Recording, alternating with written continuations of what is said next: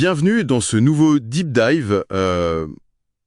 Vous savez, on a parfois l'impression que certaines organisations fonctionnent avec des règles un peu invisibles. Oui, comme un code caché, une sorte d'ADN propre à chacune. Exactement.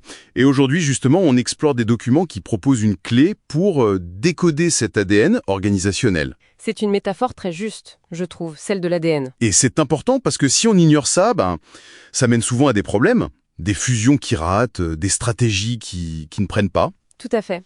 Et pour nous aider, les sources qu'on a consultées s'appuient sur un modèle assez éclairant, le modèle MAPS. MAPS. Oui, inspiré par Patrick Desgraouan.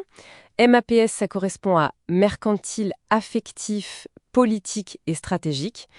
C'est un peu comme un scanner, si vous voulez, pour voir ce qui fait vraiment tourner une boîte. D'accord. Un outil de diagnostic, en somme.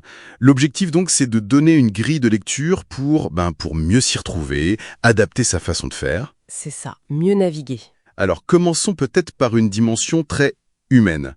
L'ADN affectif. Ça évoque quoi? Alors, l'ADN affectif, c'est celui où tout tourne autour des liens personnels. La loyauté, l'attachement. On pense tout de suite aux entreprises familiales ou certaines fondations. Le pouvoir est lié à la proximité avec le noyau dur, en quelque sorte? Exactement. L'exemple type donné, c'est LVMH. Malgré la taille immense du groupe, l'influence de la famille Arnault reste centrale. On le voit avec les nominations des enfants à des postes clés. Ah oui. La confiance personnelle, c'est vraiment la monnaie d'échange principale. Donc là, la performance pure, les chiffres, ça peut passer après. Pour avancer, il faudrait plutôt gagner la confiance de ce cercle affectif. C'est tout à fait ça. Il faut montrer qu'on respecte l'héritage, l'histoire. L'intelligence émotionnelle devient cruciale, plus que les KPIs bruts parfois. Il faut montrer son allégeance, en quelque sorte, à la vision. D'accord. C'est une logique particulière. Très différente de l'ADN politique. Là, on change complètement de registre. On le trouve beaucoup dans les administrations, les grandes entreprises publiques, même certaines ONG internationales. L'ADN politique. C'est quoi la logique dominante alors? Comme son nom l'indique, les jeux d'influence, les agendas cachés des différentes parties prenantes, la pure logique de pouvoir, quoi. Ah oui, on donne l'exemple d'EDF avec le départ d'Henri Proglio en 2014. Son bilan était bon apparemment, mais... Mais la décision a été vue comme éminemment politique. Ça montre bien que le soutien des tutelles, des instances de contrôle est parfois plus important que les résultats nets. Donc pour diriger là-dedans, il faut être un fin diplomate. Savoir qui influence qui. Précisément. Cartographier les pouvoirs, obtenir les bons appuis, et pour interagir, mieux vaut avoir préparé le terrain, tisser son réseau bien en amont. L'anticipation politique, c'est la clé. D'accord. On passe à un autre ADN ? Le stratégique, peut-être. Ça semble plus classique. Oui, l'ADN stratégique, c'est le modèle type de l'entreprise privée en environnement concurrentiel. Orienté client, objectifs clairs, performance mesurable, décision basée sur la rationalité. Comme Microsoft sous Satya Nadella.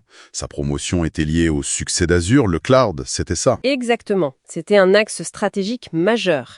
Et à l'inverse, un échec stratégique comme Windows Phone a eu des conséquences directes. Donc là, le leadership, c'est la clarté de la vision, l'exécution. Voilà, il faut fixer des objectifs mesurables et les atteindre. Pour progresser, il faut prouver sa valeur ajoutée, montrer qu'on est aligné sur la stratégie globale. C'est la performance, oui, mais au service du plan. Et il y a une version encore plus poussée de ça, c'est ça, l'ADN mercantile. Oui, on peut dire ça. L'ADN mercantile, c'est un peu le stratégique sous stéroïdes, si j'ose dire. La performance individuelle est reine, souvent avec un focus très fort sur le profit à court terme. Typique de la finance. Très typique, oui. L'exemple donné, c'est Goldman Sachs. Le pouvoir est directement lié aux résultats qu'on apporte individuellement, et on a vu pendant la crise de 2008 comment ça peut être brutal. Ah oui, l'exemple de Lehman Brothers, Dick Fuld. Voilà. Quand les résultats s'effondrent, le pouvoir s'évapore très très vite. Diriger dans ce type d'environnement, ça doit être intense. Gérer les talents, les risques. Oui, il faut savoir récompenser l'hyperperformance, mais tout en mettant des garde-fous.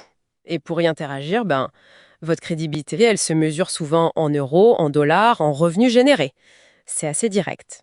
Bon, on a vu ces 4 types, affectifs, politiques, stratégiques, mercantile.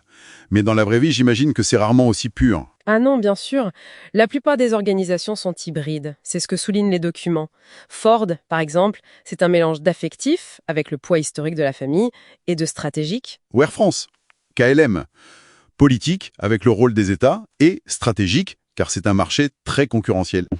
Les sources suggèrent que oui, souvent, l'affectif peut parfois primer sur tout le reste, et le politique a tendance à l'emporter sur le stratégique ou le mercantile, surtout quand l'État a son mot à dire. Intéressant. Et d'ailleurs, ce modèle MAPS, ce n'est pas juste pour analyser, ça a des applications très pratiques, par exemple pour le recrutement. Ah oui? Comment? Eh ben, au lieu de regarder juste les compétences techniques, on peut essayer d'évaluer si le candidat va coller à l'ADN de l'entreprise. Est-ce qu'on recrute pour un environnement affectif, politique? Ça change complètement la donne pour trouver la bonne personne et éviter les erreurs de casting.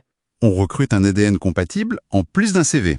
C'est un peu l'idée, oui. Donc si on devait résumer l'idée forte de tout ça, c'est qu'il n'y a pas un seul bon style de leadership, une seule bonne façon d'interagir. Non, absolument pas. La clé, c'est vraiment de poser le bon diagnostic, comprendre si on est dans une logique affective, politique, stratégique ou mercantile. C'est ça qui permet ensuite d'adapter son approche. C'est un outil pour décoder la complexité en somme. Exactement. Pour transformer cette complexité culturelle, qui peut être un frein, en un levier. Comprendre les règles du jeu pour mieux jouer, tout simplement. Et pour finir, une petite réflexion que cette approche suggère. Et si on se l'appliquait à nous-mêmes, ce modèle MAPS? Oh, intéressant. Identifier notre propre ADN dominant. Est-ce qu'on est naturellement plus attiré par les relations, l'affectif, ou les jeux d'influence, le politique, ou la stratégie, les plans, ou la performance pure, le mercantile? Comprendre, ça pourrait sans doute éclairer nos propres réactions, notre facilité ou notre difficulté à évoluer dans certains environnements. Voilà. De quoi mieux se connaître, peut-être, dans notre vie professionnelle. Une piste à creuser.